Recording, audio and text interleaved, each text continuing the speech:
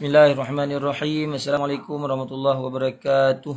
Kepada segenap kaum muslimin yang na di Tanah Rencong, yang na di daerah istimewa Aceh, Nanggro Aceh, bahawa gedanyo bek tuo, danyo Nanggro Aceh, danyo na istimewa, yakni tentang agama. Hai mutuah, hai generasi muda, hai orang Islam, hai umat Nabi Muhammad yang na di Aceh, laksanakan agama secara kafah, istimewa danyo Nanggro Aceh, urang yang memerdeka Indonesia, danyo hana sama dengan provinsi lain.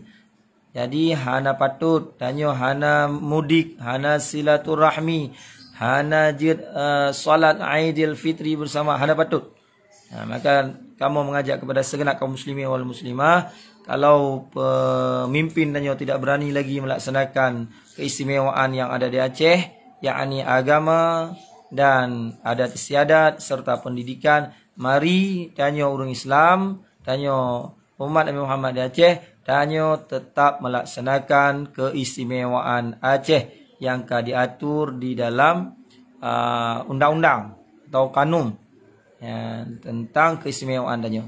Demikian jika kamu sampaikan bahawa tetap semangat dalam bulan Ramadan, danyo adalah umat yang terbaik, umat Islam, alhamdulillah, danyo na keistimewaan untuk melaksanakan agama. Maka tidak perlu takut kepada urang-urang yang melarang-larang untuk melaksanakan agama. Pakon hanya bak agama yang hitam, bak urusan lain hanya hitam, jut. Hanya kofi-kofi bak lain. Hanya bak dalam masjid, hanya bak silaturahmi, hanya bak buka puasa, hanya bak takbiran, inangkon covid. Nyo adalah untuk pemadaman agama, wabil khusus yang ada di Aceh.